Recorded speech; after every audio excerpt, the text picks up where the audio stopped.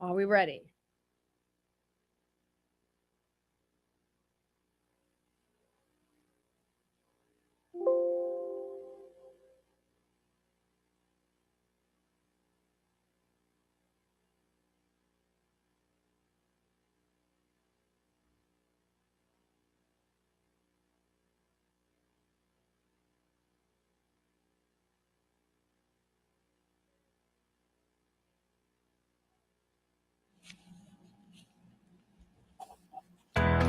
Welcome to Author's Edge, where we engage in lively conversations with both emerging and seasoned writers, as well as publishers, artists, illustrators, editor, songwriters, etc., to explore the art of storytelling. Today, I want to welcome my co-host, award-winning Greg Stout. He won the Seamus Award, which is an annual award given by the Private Eye Writers of America to recognize outstanding achievement in private eye fiction. He has been on our show a couple of times and has written series with Detective Jackson Gamble. His latest is Long Time Gone. Welcome to the show. Greg, you want to tell us a little bit about that last book? Well, thanks very much. First of all, it's nice to be here. Long Time Gone is the fourth in the Gamble series. It's scheduled for release just a little bit later in October, which should be generally available by the end of the month. This time around, Gamble gets hired to try to track down a college professor who went missing 4 years earlier, so he's been gone for a very long time. And as that story unfolds, it becomes increasingly more complicated, as you would expect from a mystery, and eventually does resolve itself, because, of course, we expect that too. So I think that fans of the series will enjoy it. And Okay, that'd be great. But today we're going to be talking with Barbara Jenkins. And Barbara Jenkins is a unique person because she walked with her husband, or now husband, across America from New Orleans to Oregon. And she walked. She walked and walked and walked and walked. and walked some more. And I have a hard time walking around my farm, which is not that big. And I just can't imagine. So welcome, Barbara. How are you doing today? I'm doing great. And thank you, Gail and Greg. Gael, excuse me. Touchy about that. Well, she is from France, so we have to honor that. But anyway, thank you. I'm delighted to be here. The weather is perfect outside. Oh, it's a gorgeous day. It's Absolutely gorgeous. gorgeous. So I'm happy to be here and have this little coffee chat. Great. If only we had coffee. Yes. Well, I have my We jug. have water and Diet Coke. And Right. There we go. But before we get started, I want to go into a little bit about Barbara's background. go for it. Barbara has lived an extraordinary life and is a woman for all seasons. As Dolly Parton said, Barbara has certainly lived it all and done it all, and she has done it again by putting this book together. I hope it touches you as much as it has me. Congratulations. After 40 years of silence, Barbara's most recent book, So Long as It's Wild, which we have a copy of right in front of us, has received a rave reviews from Publishers Weekly, the Library Journal, and compared to Mark Twain and John Steinbeck. It has been endorsed by Hilary Swank, Connie Britton, Bridget Connolly, Jedediah Jenkins, and Dolly Parton. It has also been optioned for a feature movie, which I'm hoping will come out. Yes. Okay, maybe you'll tell us more about that. Back in the 1980s, she co-wrote The Walk West, William Morrow, which became an international bestseller and part of the Permanent White House Library, a nonfiction blockbuster. It sold 15 million copies, became a Reader's Digest condensed book, and was chosen as one of the most influential bestsellers on American culture in a century.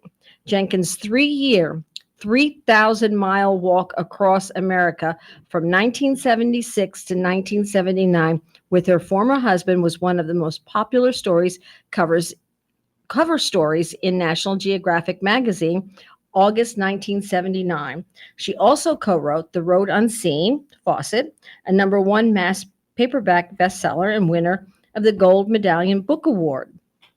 Her other books include I Once Knew a Woman and Wit and Wisdom for Women. She has appeared in Reader's Digest, Daily Word, Today's Christian Woman, Guidepost, Nashville Lifestyles, and TV programs like Good Morning America, radio programs like Focus on the Family, and dozens of podcasts, including Author's Edge. Hey, We got to put that in there. hey, yes. Jenkins has been way up. working her way up. Yes. Before you know it, we'll be on top of Good Morning America. Jenkins has been the keynote speaker at colleges, national conferences, and conferences. She served as a commissioner for 2 Tennessee governors, was board chair for Benton Hall Academy, and president of the Tennessee Women's Forum. She is chair emeritus of the Green Electric Company and was a board member for Coaching Life Matters for People in Crisis. Barbara Jenkins was also featured in Mother Nature by New York Times bestselling author Jedediah Jenkins. Barbara lives in Tennessee, loves spending time with her family and friends. She loves traveling, hiking, painting, writing, speaking, cooking, floral design, creative projects, and sitting on the porch telling stories to her granddaughters, Josephine and Lila. My goodness, you have been busy. Yes, and it ain't over yet. Oh, I'm glad to hear that. Well, Gail, you've been talking for a long time, so let me give you a little bit of a break here, and I will. And more to the point, I will let our guest talk. My first question here is, you grew up somewhere in southern Missouri, is that correct? Down in the Ozarks? Yes. My background, my history, my family, we're all Ozark hillbillies, and I'm proud of that. So I'm not embarrassed or ashamed to say that my family, my granddad made his way behind a team of mules and farmed 40 acres down in Ripley County. And I grew up in Poplar Bluff, Missouri. I was born in Donovan, Missouri, in an old building on the edge of the Current River. So I come from a long line of just hardworking, honest, decent, good people in the Ozarks. And I will always, Missouri is a show me state, and I'm definitely a show me girl, because if I do something or have an adventure, I don't want you to just tell me about it. I want you to show me. Show you. Show me. Did you meet, you were married, did you meet your husband in southern Missouri? No. After I graduated from College of the Ozarks, I worked my way through school as a photographer. And of course, I was just this poor little hillbilly girl. And when I was in college, I spread my wings. It broadened my horizons. And I began the first time I entered an essay contest, I was 17 years old, and it was the advantages of democracy over socialism and communism. And I entered this essay contest and won. So I won a 2-week trip to St. Louis. First time I'd ever flown so on that was second prize, right? It was to St. Louis and to Washington, D.C. Excuse me. So that was the first hint that I had that I could write. And I won this contest and this trip, and I write about it in my new book called So Long as It's Wild. And anyway, you asked about where I met my former husband. After I graduated from college, I worked a short time as a social worker and decided that I would work toward a master's degree. I'd always been fascinated with ancient history, and particularly biblical history. So I entered a seminary in New Orleans, and I was working on a master's degree there. And my ex-husband, who had walked from New York to New Orleans, ended up on that campus, and that's where we met and had this sort of fascinating courtship there in New Orleans on that campus. And I write all about that in this book and tell you those stories. But anyway, I ended up marrying him. He wanted me to walk across America with him. And I thought, oh, dear God, there's no way I can do that. without some kind of sign from heaven. Well, I tell you that story of how I come to that decision, but I do end up going with him and walking from 1976 to 1979, about 15 or 20 miles a day, carrying 35 pounds on my back.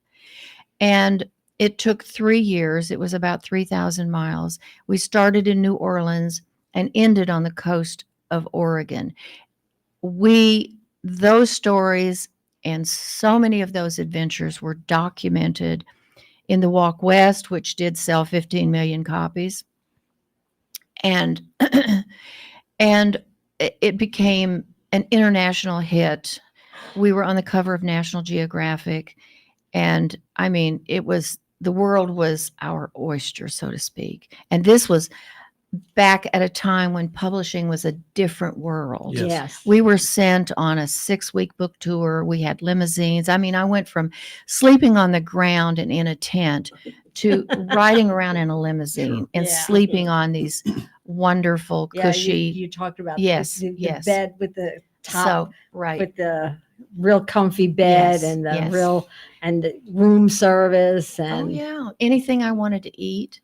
I mean, it was for a young woman who had walked 3,000 miles sleeping on the ground. It was, I mean, I thought I'd died and gone to heaven. But anyway, you asked how I met my ex-husband. It was in New Orleans on that campus. Well, he must have made quite an impression on you, because I will tell you that if it were me, I would have said, give me a call when you get to Portland and I'll fly up and meet you. Okay, but Greg, I did say that. I did say that. I said, you've got to be out of your mind. There's no way I'm going to do this. But I tell this story, and I don't want to give away too much here, but it did take what I call a divine call on my life. Or It- And something. I tell that story. Yeah, she does, and she does a really good job of telling it. It is a divine call. 'Cause it sounds like this guy could sell snow cones to Eskimos. So Yeah, and Well, she was he in was- love. I was in love, and he was Yeah. very And charismatic. Let me and- tell you something. I moved from Key West, Florida to Poplar Bluff. I know. Yeah. I was in love. I'm telling you, Yes, women yes. will do things when they're in Yes. love. Only Yes. later does the reality set in. Yeah, Yes. when you Yes. start walking. Yeah. Yes, much later. Much Much later. Right. Much later. So, what were some of the most frightening things that you ever encountered? I mean, some of the things that really, Well, this book will make a great movie. It Mhm. has been optioned for a movie, but it's going to make a great movie because there are so many fascinating, dramatic adventures. Okay, we cross the swamps of Louisiana. We camp. There's this man going up and down the road. It's almost dusk, and there's just this eerie feeling. Now, if you know anything about the lowlands of Louisiana, you know there's marshes and there's alligators in there and there are snakes. Well, it's almost dark, and this character in this old, muddy, beat-up car was driving up and down the road, and we just had this sense of fear, and we thought, we got to get off the road. We've got to set up camp. But we waited until it was totally dark. But that guy went up and down the road looking for us. And we did not have a gun. We did not have anything to protect ourselves. So we camped.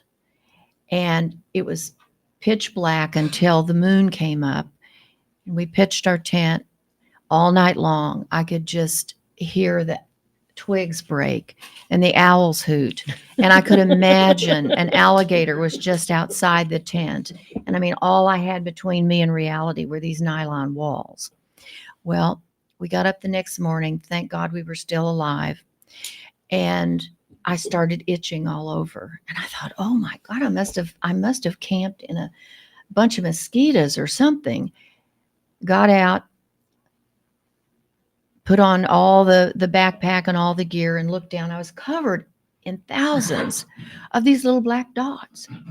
And I looked closer, and I was covered in, I think, 1 million seed ticks. Oh my gosh. And so when we broke through the brush, I was jumping up and down and screaming and hollering, "Get off of me." It took me 3 weeks to get all those ticks off of And me. still you stayed with this guy. But hey, this is just Louisiana. I Yeah. still have Texas Right. where, oh my gosh, in Colorado where we were attacked by outlaws. In Colorado, I fell off a 13,000-foot peak almost to my death down a glacier. I mean, the adventures, the stories, they're all there. They are, and she chronicles them a lot in this particular Yes. book, So Long as It's So Wild. long as it's wild. Yeah. Yeah. I go back and tell those stories from my point of view. In fact, I did not want to write this book. I came out of 40 years of silence because I was raising my children, my ex-husband. He and I had, we were the sweethearts of America back in the 70s and 80s. With the Walk Across America, the Walk West, being on the cover of National Geographic, all of that. And our marriage ended in divorce. I was raising our children, and I did not want to write or say or do anything that would hurt my children or that would even defame my ex-husband. So it wasn't until my children were all grown and they began to pressure me, "Mom, you have a story to tell. You need to write this book from your point of view."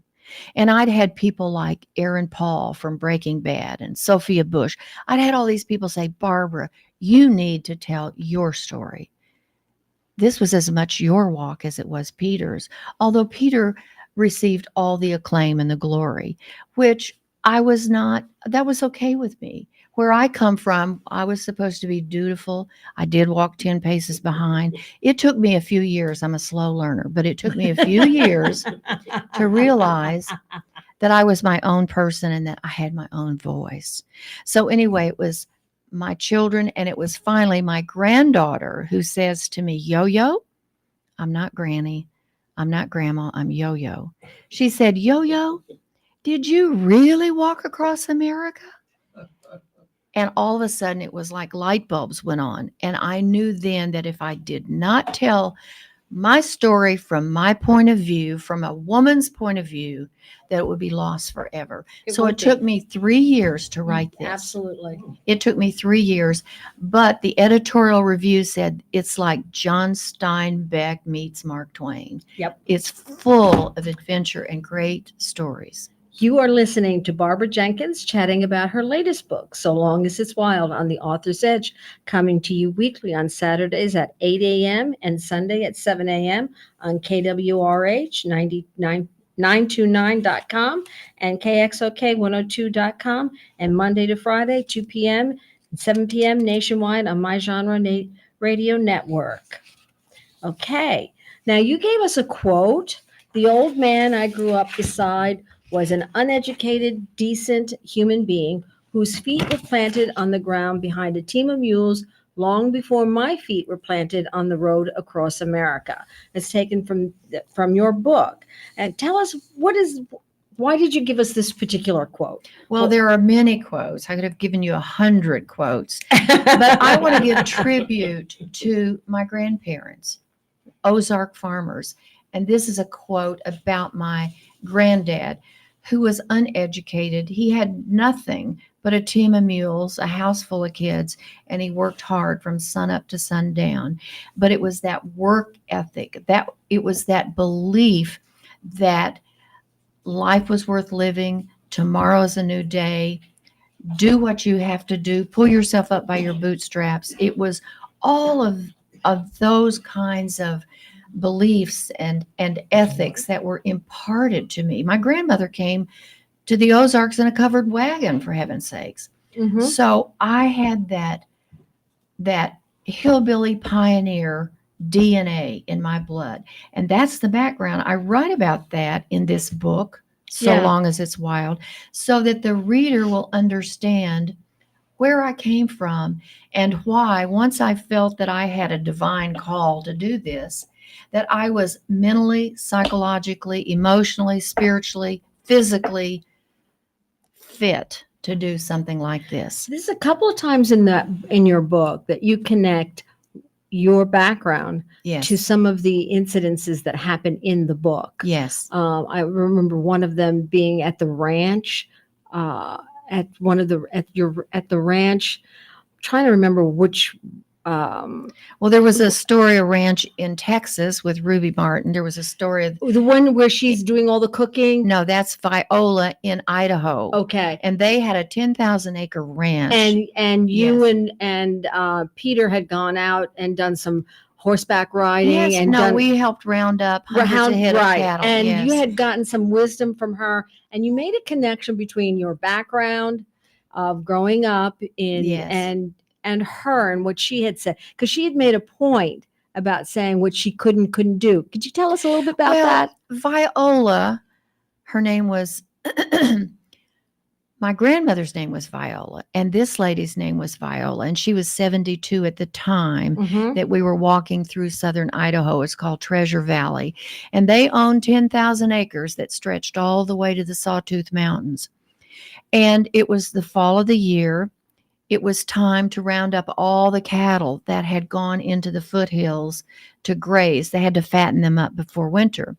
So Peter had always had a dream of being a cowboy, so they invited us to help them round up the cattle. Mhm. So Peter was on this huge, he looks like a Clydesdale. I mean, it was a huge horse because Peter was a big man.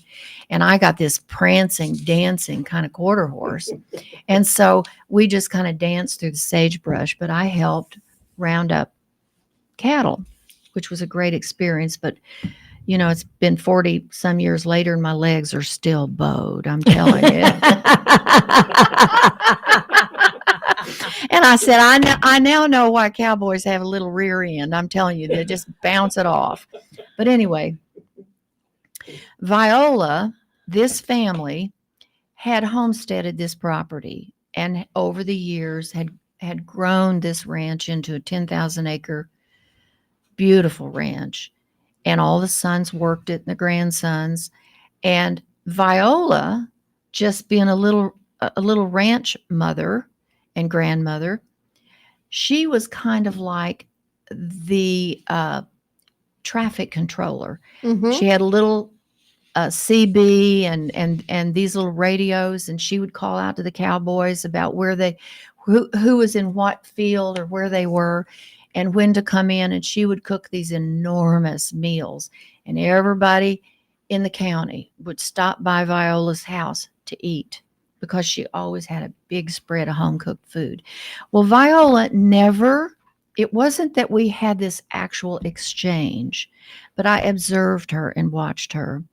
And it wasn't that Viola had a business card with her qualifications or that No. she was an executive or she managed this or whatever. Viola was her own person. She had her own power in that family structure. She was an important figure, but yet there was nothing fancy. There was no fanfare. She was not on stage. There were no spotlights. She just lived her life and did what she did best. And that spoke to me. Mhm. I had been walking across America. Here I had worked on a master's degree. I thought I was, Miss Smarty Pants. And I had been, by this time, walking from Texas, and this happened in Idaho, I had been humbled. I mean, down to my toenails. I knew who I was and who I wasn't. And there was something about her that validated the fact that even though I was living in a tent and walking across America, that was okay, and that had meaning, and that it would have an impact, which I wouldn't even realize till many years later. And but one of the things she had said was, "You're doing things she could never do." Yeah. Oh, And yeah. she had said that you are doing things I could never do.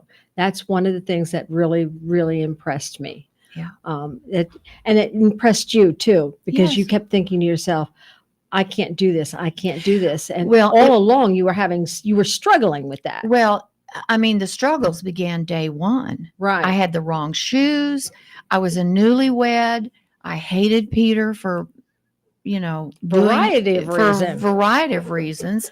I mean, Right. it started out with the ticks and the swamps and then the heat across Texas.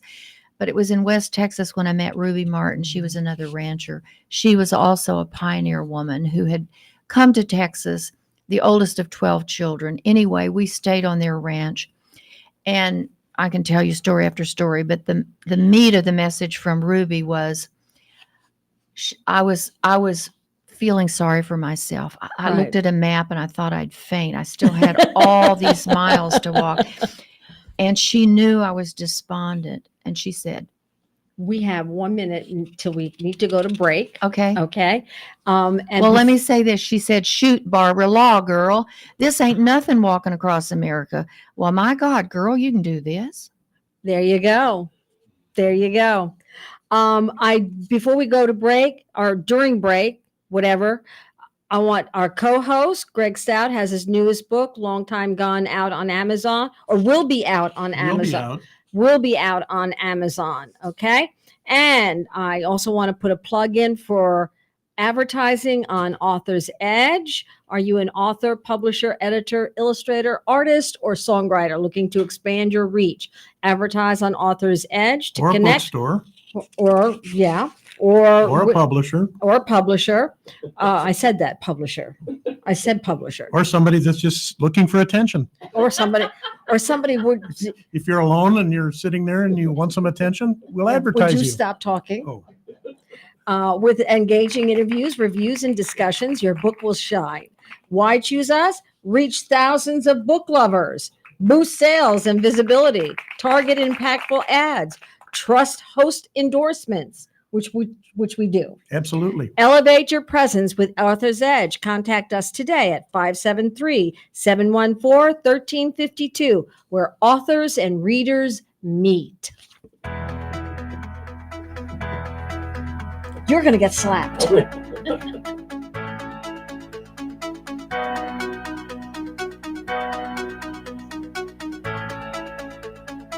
El Potro Restaurant and Market, located at 6920 Manchester Avenue, 1 block east of McCausland, offers the finest variety of Mexican and Central American groceries and goods.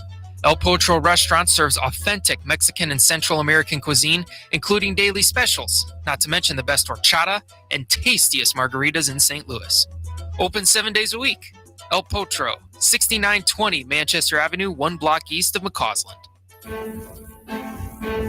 In 1857, the Dred Scott decision was a major legal event and catalyst that contributed to the Civil War. The decision declared that Dred Scott could not be free because he was not a citizen. The 14th Amendment, also called the Dred Scott Amendment, granted citizenship to all born or naturalized here in our country and was intended to overturn the U.S. Supreme Court decision on July 9, 1868.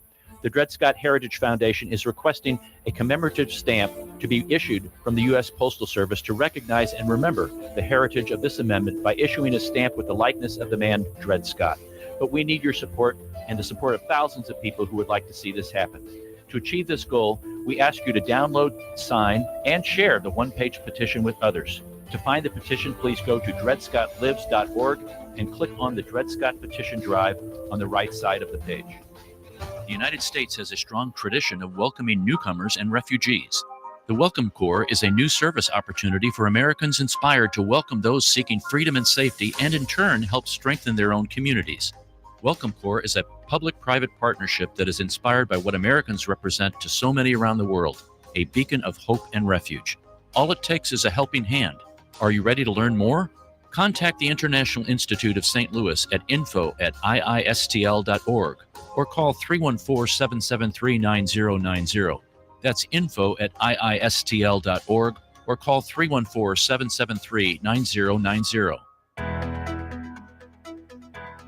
Hey, you are listening to Barbara Jenkins on Author's Edge, chatting about her book, So Long as It's Wild. And I have a question that came to me while you were talking, and that is this. I've been in all 50 states, and for the longest time, I was sort of a local guy doing local things. And as I traveled around, I discovered that there are good and valid reasons why people do not necessarily see the world or this country in the same way. And I'm wondering if you pick that up in your travels around and if that affected you in any way. What I discovered walking across America from New Orleans to Oregon was that in every town, every state, it almost had a different personality. And every little town would have its own set of dynamics. I can remember walking through New Mexico and having this happened in Colorado. But I can remember having people say how dangerous it was. You can see me, I'm very fair and very white. Peter had red hair and blue eyes. And we were walking through an area, a Hispanic area, and we had people warn us that they did not like gringos. And they had this hierarchy of people who were, the Spaniards were at the top, and down near the bottom were the gringos and Satan, and we were just above Satan. So we didn't even realize what danger we were in. But this is where, out of San Luis, Colorado, we were attacked by some renegades out of the foothills of the mountains. And they tried to run us over. And they hollered at me, "Oh, señorita." They tried to get me in the car. And Peter always walked ahead of me. And when he saw them, he turned around and started walking back toward me. And all we had was our big golfing umbrellas, which looked like a spear. And Peter was a big guy. And these were three drunk renegades in this car trying to run us over on this very lonely road. And the end of that story is, obviously, we hightailed it off into the sagebrush. But they didn't stop there. They came after us, spinning and turning and screaming and yelling, "We're going to get you." And as they drove off, they said, "We're going to come back and kill you." And so that night, we waited. We hunkered down like scared rabbits. And if you know anything about wildlife and nature, if you're being sought, if there's a predator after you, it's like a rabbit will just freeze in place, try to camouflage, try to hide. That's exactly what we did. We found a little gully. We froze in place until the moon came up. But all night long, those guys in that old car, those drunks, those renegades, went up and down that road with a spotlight looking for us. Did they?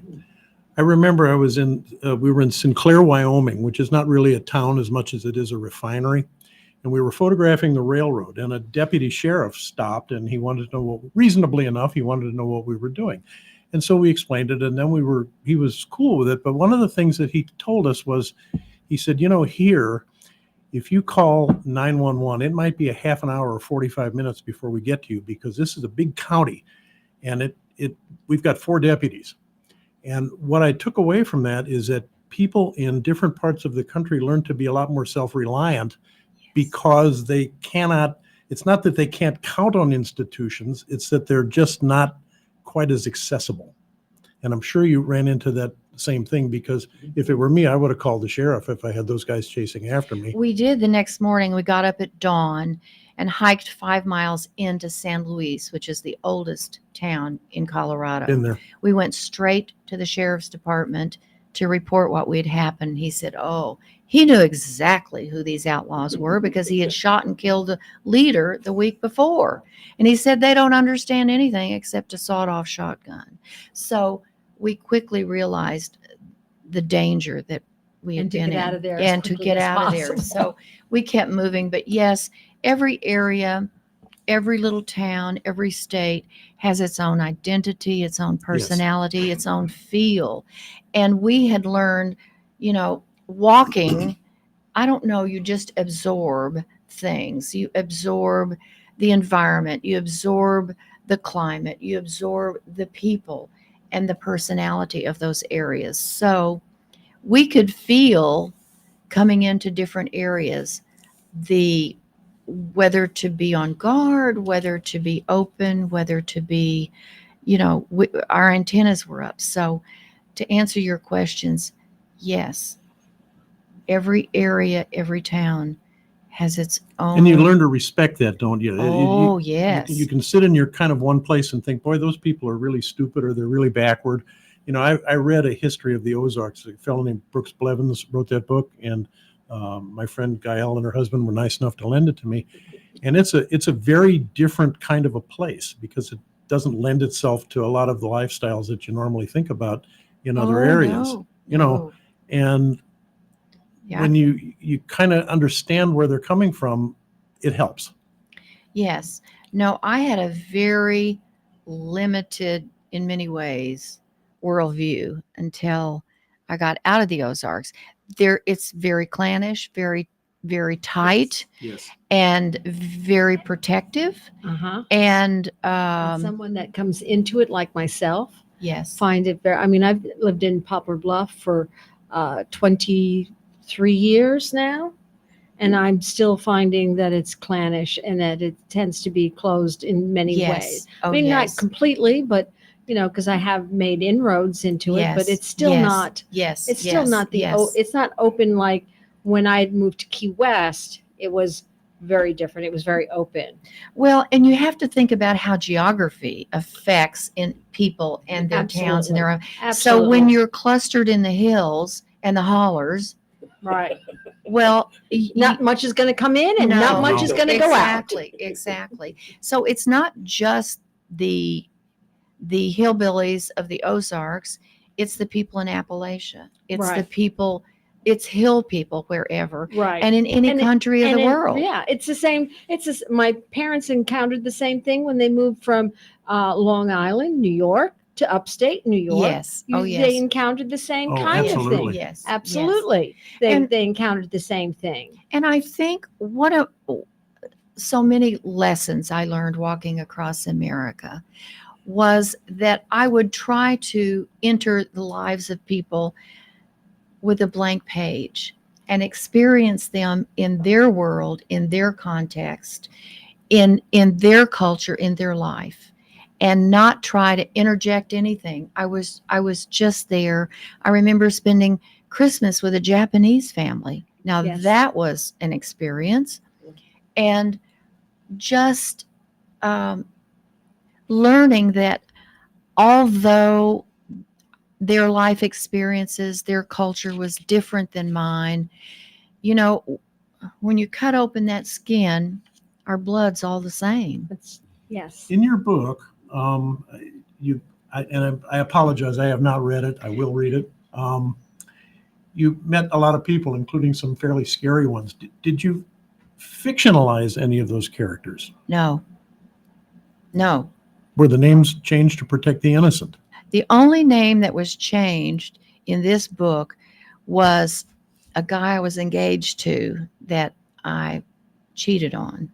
And I did not, this was when I was in college, and I did not want to hurt him all over again. So I changed his name. Every other name in the book is correct. Okay, and you now live in Tennessee, correct? I live in All right. Tennessee. So you hiked through some X number of states, predominantly in the western part of the U.S. New Orleans to Oregon, To yes. Oregon, yeah. Yes. Okay, so having done that and exposed yourself at great length to the great American West, how did you end up in Tennessee? Well, when we finished the walk across America, we went to Washington, D.C. for about 3 months while we wrote this article about walking across the West, walking from New Orleans to Oregon, because we were on the cover of National Geographic. So we were there to edit tens of thousands of pictures and to write that article for National Geographic. While we were there, sort of resting and recouping and making decisions for the rest of our lives, it was like, well, where do we want to settle? We met in New Orleans. So we decided to go back to New Orleans. We went back to New Orleans for a few months, rented an apartment. But that's not the place that we wanted to start a family or raise a family in New Orleans. So we began a search. we wanted to buy a farm. We wanted to be in the country, but we needed access to a major airport. I also wanted to be within a half a day's driving distance of my parents. Right. From the Ozarks. And so we discovered Middle Tennessee, which met all of those requirements. And that's how we ended up in Tennessee. And you moved there when? 1982. It's a very different place now. Oh my gosh, we are booming, bursting at the seams. It's just unbelievable, the people who are moving into Tennessee. How was it like co-hosting the book, the Walk West? How was it like working? It was the first time that the publisher, William Morrow, had ever done anything. It was a book called The Walk West, written by Peter and Barbara Jenkins. And what happened during that process, Peter wrote what he wanted, and I wrote what I wanted, first person. And then our brilliant editor took all of that material and just, it fit like a glove. And it just worked. It was the first time they'd ever done it. And that book became a blockbuster bestseller. Wow. Now you've written other things besides these. I've written a You've lot. written The Road Unseen, Yes. Wit and Wisdom for Women, The Walk.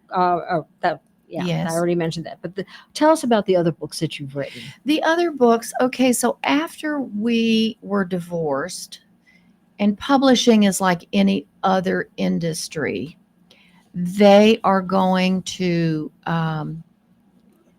they're commercial. They want what sells. Mm-hmm. That's the way it was then. That's the way it is today. Yeah. And our books had sold millions. And so when we divorced, I kind of became dispensable. Mm-hmm. So it wasn't like I had the calling card that Peter did. Well, so I just sort of kind of meandered. Well, what am I going to do with myself? But I had 3 children, and I still had a lot of talent. So I wrote a couple of books for women, which did well. But then it was like, those were during the years I was raising my children. But I found other outlets where I would become chairman of a board, or an electric company, or be on a governor's commission, or something like that. Mm-hmm. So I did all of those things. But when God gives you a gift, if you can sing, you always want to sing. Right. Well, I had a gift for writing, and it would just never leave me. But I thought, oh, who cares? Who cares? I mean, and it wasn't until, and I told you that story, how I was pushed to write this book, and against my will, but it was when my granddaughter said, you must, Yo-Yo, did you really walk across the miracle? All of a sudden, all those creative juices started bubbling and coming back. And it was like, I don't know. I would start writing, and I'd look up, and it's 3:00 in the morning. I think when you can paint, you can sing, whatever your gifts are, you just get lost in them, and time melts. You don't care. You just are pouring it out on the page. And that's what I did. I'm really happy I wrote this book. Okay, so from one writer to another, what is your process? Because I know there are a lot of authors, and probably aspiring authors, who listen to the program. How do you go about that? I think there are different kinds of writers. I'm a creative writer. I'm a storyteller. But then there are writers who are just informational or didactic, and they want to just impart information, but it can be just dry as a corn cob. But I want to make... It's the difference between a teacher and a college professor, by the way. Okay. Well, I like that.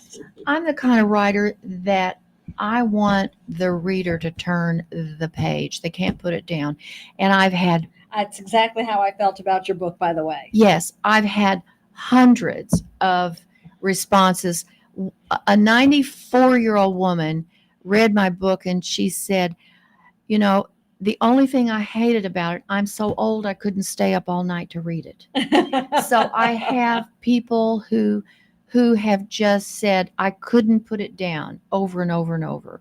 So it's captivating. In fact, And I want you to know, the more I read about Peter, the more I was not a very happy person about him. well, and this was my dilemma. This was my angst as a writer, because he is the father of my children. Yes, do and not- I understood that, I and do- and that was my dilemma with that as well. Exactly. As a woman, as a mother, Yes. I I did I not understood that want- completely. I did not want to hurt his public image. So that was the struggle. And I would have reviewers or people, as I was writing this, I said, do you feel any sour grapes? Do you feel that I am trying to knife or punch him below the belt? But you told the truth. Well, I said, all I can do is write the facts You wrote All the I can facts and write- you told the truth. and told the truth. Right. And you can't get away from that. No. So, but that was my angst. And that's the reason I waited 40 years to tell the story, so that my children are grown. There's no, But you know what? I bet you your children already know this. oh, they do. Of course So they do. it's, They you know. wanted me to write this. But at the same time, if you have a moral compass, I am not out to hurt or Right. defame anyone. I am a person who wants to inspire, to uphold people, to help them. I mean, if there are aspiring writers listening to this, my hope would be that you glean something here today that will help you or encourage you to tell your story, to put it on the page, And to not tell it truthfully, tell it truthfully, honestly, honestly. and with compassion and Well, empathy. to share the truth with mercy, Yes. because you do not want, if your motivation, even a tiny grain of motivation, is to stab or hurt Oh, yeah, somebody, no, it's that- going to yeah, come through. That comes through. It's gonna come and Absolutely, that's through. it not, does. and that does not. And it stays and there you're- forever. Right. Right. It leaves a bad taste Yes. in the readers. And my goal was, I'm not wanting to set myself up. I'm not on a Right. pedestal. I talk about my own failures, my Oh, shortcomings. you do. Absolutely. And so I'm human like everybody else. But this is a great But you show adventure. a lot of strength. You show a lot of strength, a lot of ambition, a lot of caring, a lot of empathy. You show the love for your children, and that your children always came first. Yes. Oh, yes. Yeah. Yeah. And that's an admiration. But I think for aspiring writers that you're a writer, so you will understand this.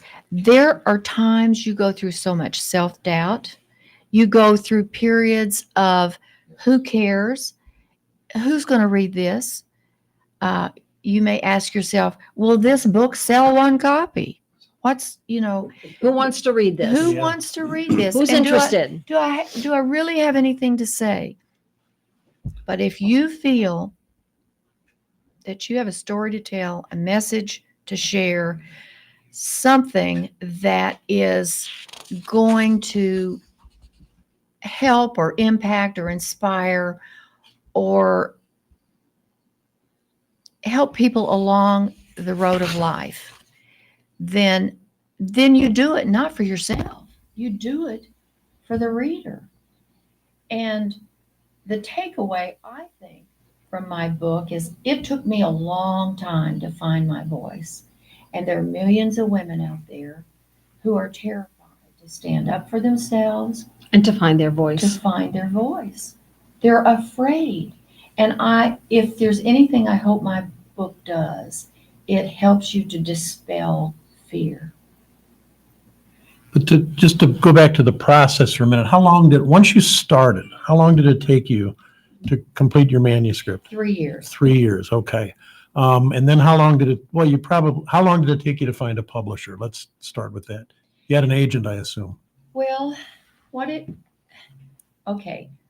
finding your way to a publisher to get a book published is as unique and different as there are stars in the sky. There is no one path No. to find a publisher, an agent, or anybody else. Most of the time, it will come through connections, somebody who knows somebody who knows somebody. So I basically, my son is also a New York Times bestselling author. And so I said, Jed and I were having a talk about it. And he said, Mom, I got this. I got an inquiry from someone asking him to endorse their book and yada, yada. Well, one thing, it was one contact after another. Right. And so my son basically put me onto this publisher Okay. who then contacts me. We set up a lunch. Now, I did have scouts in like LA and different places, Atlanta, DC area, explore the possibility. But in my mind, I wanted to sit across the table from my publisher. This is a very personal story, a powerful story, but I wanted to eyeball them. And so that they would stay true to this story. And so it wasn't, I mean, this publisher, we had a connection, we had lunch, we went over a lot of things.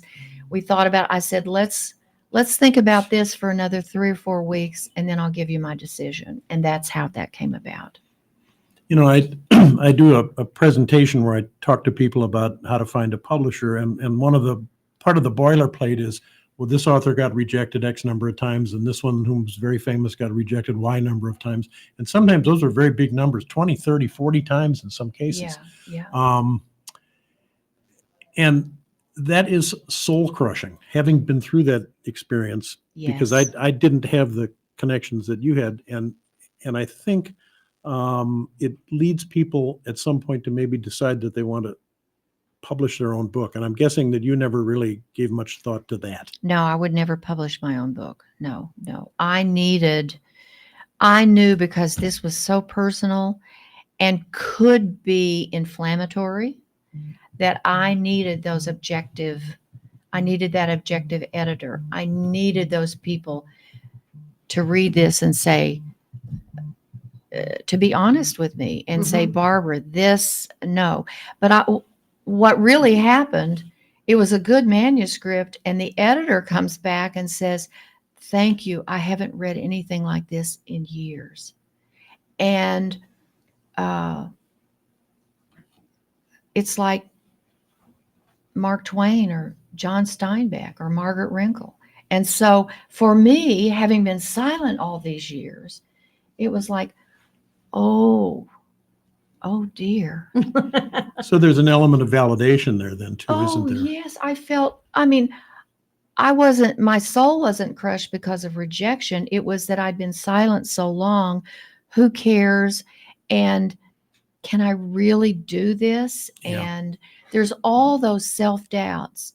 And it's like writers need a cheerleader, someone that says, yes, you can do this, or you hang in there, the right doors will open. Every writer needs someone who really believes in them, because it can be a very lonely space. Yes, it can. Yes. So we're also on Good Morning America. How did it feel to be on Good Morning America? Well, doing public things, I don't know why, but I've never been afraid to be on stage or Well, when I was in high school, I was in the drama club, and I did win the Best Actress award. There you have it. There you go. And so, so those kinds of things never really frightened me. But let me tell you, the thing I gleaned from being on Good Morning America, I'll never forget this as long as I live. She said, you got 3 minutes. She said, do not tell me. Okay, if you're being interviewed on a national show, Right. Maybe you have 5 minutes. Yeah. But generally, your segment might only be 3-4 minutes. She said, don't tell me what you did, or don't tell me about something, tell me a story. Because the story is what captures the imagination. And if you've noticed, even here in this interview, I've told you stories. Yes. Because the That's what story catches. Yes. will catch the listener or the audience. And if you can tell them a story that captures their imagination, then they want to know more. They want to know more. Yeah, absolutely. Sure. Oh, you use the word. What's that? Well, so Absolutely. did you. So did you. Keep it count, Mark. So what's next on your horizon? Yeah, what are you working on now? Well, Besides plowing the back 40. yeah, plowing the back 40. Well, as you know, as I told you earlier, this book, So Long as It's Wild, has been optioned for a feature movie. So I was supposed to have a meeting this last weekend with the scriptwriter.